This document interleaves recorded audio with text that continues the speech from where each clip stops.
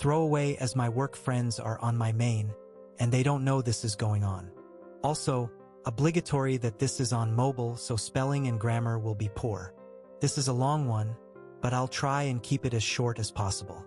I, a 28-year-old female, got engaged to my partner of 7 years, Rob, a 29-year-old male, in May. Both sides of our family were really happy about this, and we had a big family meal 2 weeks after getting engaged. His brother lives 250 miles away and couldn't get here for that meal, so we decided to have a meal just for his family in late June when his brother would be back for the weekend. This weekend was arranged long before we got engaged, so he wasn't back just for the meal. Earlier this year, my sister Kim, a 32-year-old female, got a serious eye infection that very quickly turned into an ulcer, which scarred her cornea and left it at a high risk of a perforation. She needed a corneal graft, but her surgeon was away for 4 weeks, so she was going to have to wait until he got back to have it.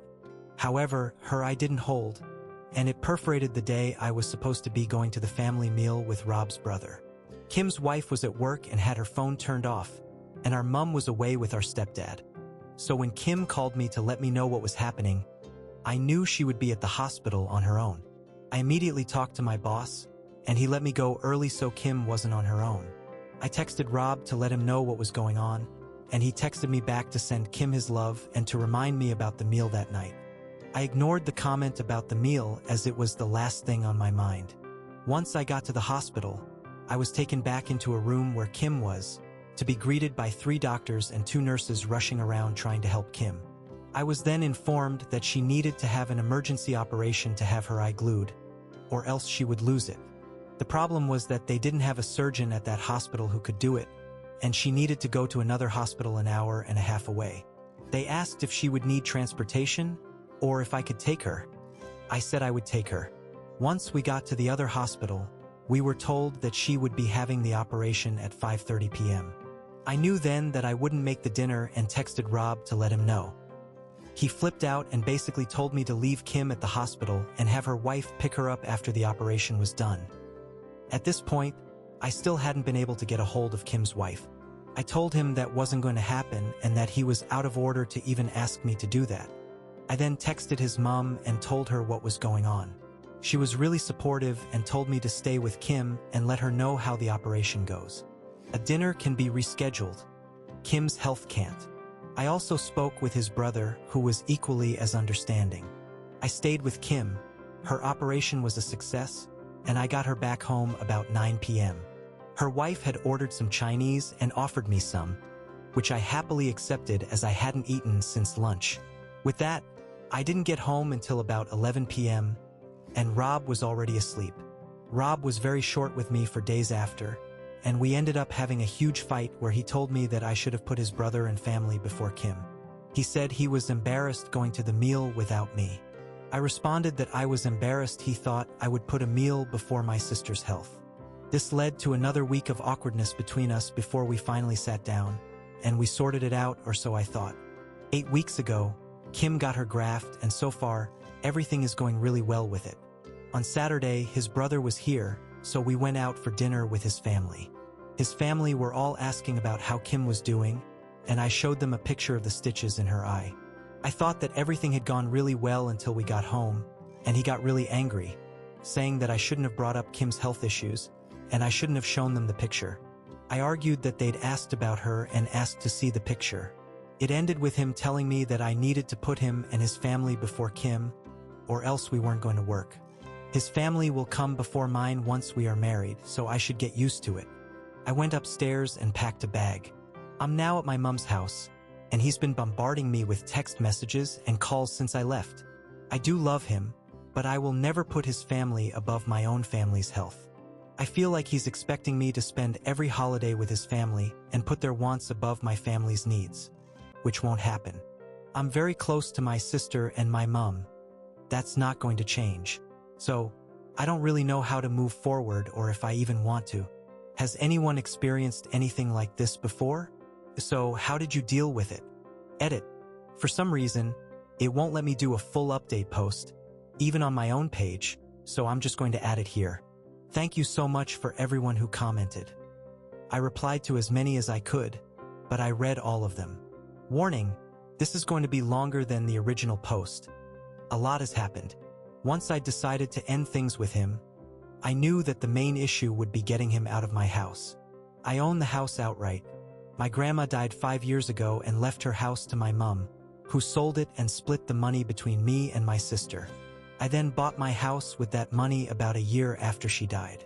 I got in touch with my stepdad's friend, who is a landlord the day after I wrote my original post, who then put me in touch with his solicitor. He didn't have time to see me in person that day, but we did have a phone call where he gave me my options. In the UK, we have something called a Section 8 notice. This is a 14-day eviction notice, and the solicitor said this would be the quickest way to get him out. However, he could try and contest it if he wanted to, which would lead to court dates and could take months. I asked him to draw up the notice and date it for Friday, the next day. I'd already made the decision to end things with him after work on Friday, so that he could have the weekend to sort through his emotions before work on Monday. On Friday morning, I texted Rob and asked him to meet with me at our local pub after work. He quickly agreed. Not only is the pub a public space, but my stepdad and a few of his work friends go in there every Friday after work for a few pints, so I knew he would be there to step in if I needed him. Thank you for suggesting this, Reddit users. I also picked up the eviction notice on my lunch break, so I was ready to give it to him. It cost £250, but was worth it.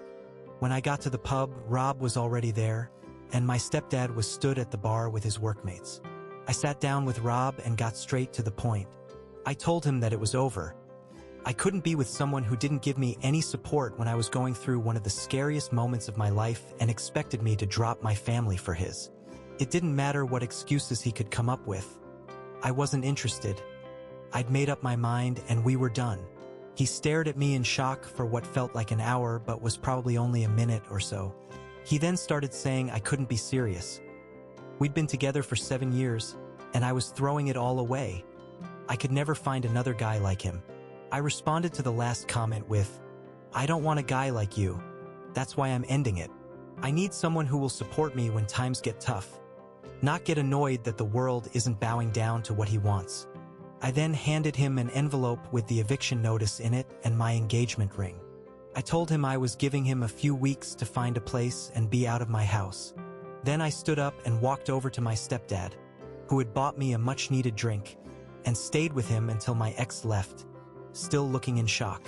I knew he wouldn't approach me while I was with my stepdad, as he has always been a little scared of him.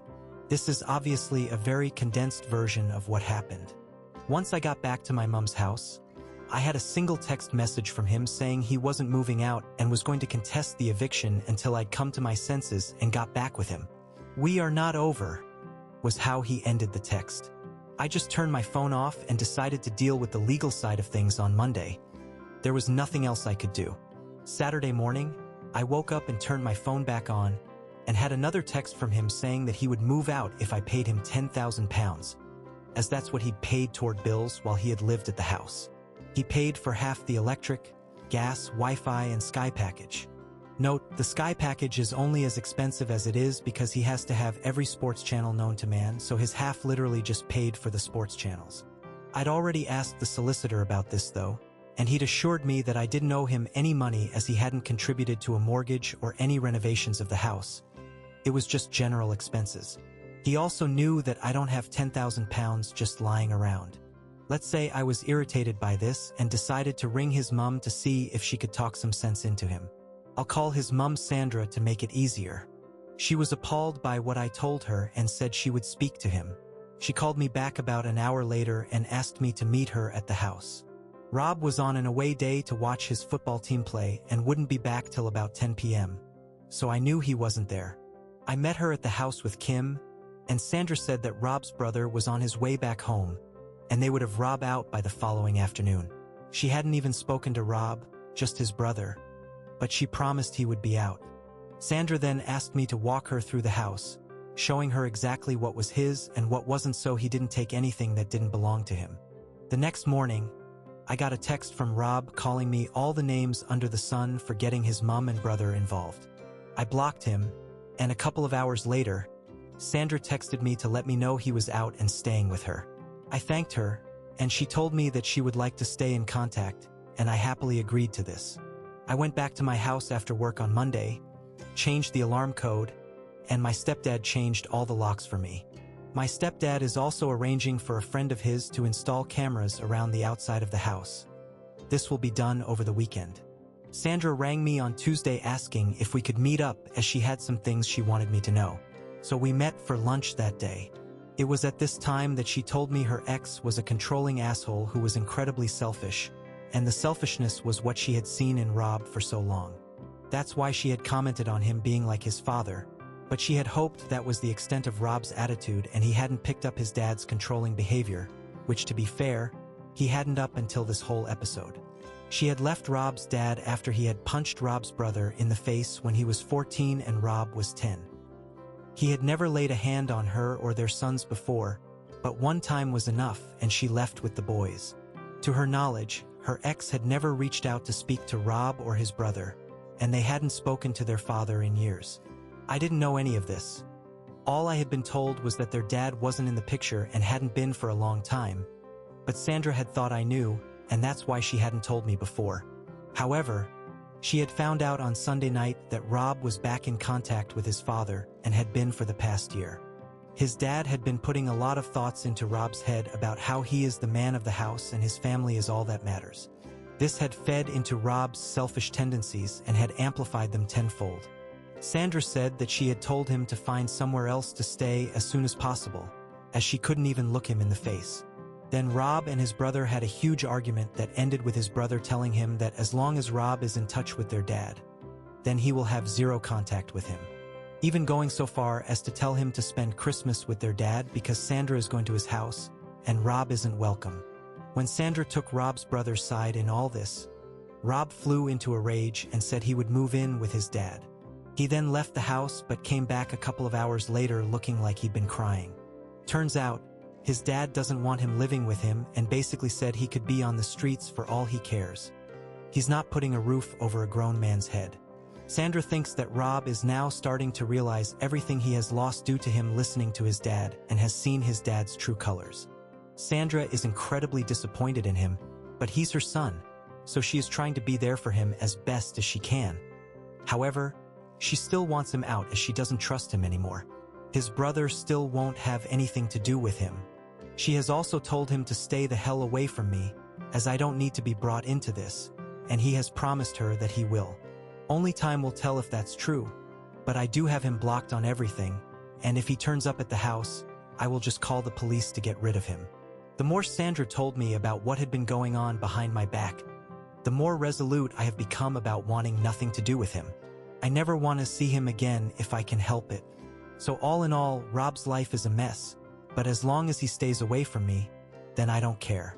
I've been spending a lot of time with my sister and her wife as well, and my mom and stepdad, which has been great. I've never really been close to my stepdad, but this has brought us a lot closer together, which has been one huge positive out of all this. I'm not exactly happy right now, but I'll get there. There are still a lot of feelings that I need to unpack, and it will take time to move on from this whole situation. I don't think I will be dating for a while. I need to really get over all this and don't want to dump this on anyone else right now. For all those asking how Kim is doing, she's doing great. Had a hospital appointment on Monday, and her consultant said her eye is healing, in his words, marvelously, so that's a relief. Thank you to everyone who reached out to me. I hope there won't be any need to update this again, so this should be my final update. So I, a 28-year-old female, posted on relationship advice before about my now ex, a 29-year-old male. The post and update are in my profile, but basically, my ex-fiancé wanted me to put his family before mine even at the cost of my sister's health. I ended up breaking up with him over it, and he was forced to move in with his mom, who then found out that he had been in touch with his abusive dad who was twisting his view on how a relationship should work. Last I heard was that his mom was kicking him out as she would not have anyone in her house that was in contact with her ex, and that he had tried to go live with his dad, but his dad had refused. I was completely no contact with him, so his mom was the one who had told me this. I'll call my ex Rob and his ex's mom Sandra to make things easier. I hadn't heard from Rob in weeks, but yesterday he showed up at my house. I had the chain on my door, so I opened it with that still attached. No way would I let him in. He basically told me that he had nowhere to live. His mom isn't speaking to him, and his dad won't put a roof over a grown man's head. His words, not mine. He asked if I would take him back or at least let him live with me. No way in hell would I get back with him, and getting him out the first time only went easy because his mom stepped in to help. He had threatened to take me to court, knowing that if he did, it could take months to get him out, and then said he would only move if I gave him £10,000. I contacted his mom, who was furious about that, and she turned up with his brother and forced him out. I told him that there was zero possibility of him ever living with me again and that we were 100% over. He started shouting at me and calling me all sorts of names, so I threatened to call the police if he didn't leave and shut the door. I have cameras all over my house, so I caught everything he did and said on camera and have saved it to a USB just in case. He then went crying to all our mutual friends, and it managed to get back to his mom. She called me and asked what had happened. I told her, and she then informed me that she had put her house up for sale and was moving 300 miles away to be nearer her other son. Her and Rob had a huge argument about this, and she finally kicked him out. Since then, he's been couch surfing, but with Christmas coming up, his friends aren't really happy with having him on their couches when they have kids and are meant to be enjoying the festive season. He's been kicked out of 3 friends' houses in 10 days. She told me I was right to refuse him, but I've since had other friends say that they feel sorry for them and that I can just let him stay in my spare room until he's back on his feet. I then asked them to put him up, but they said they would.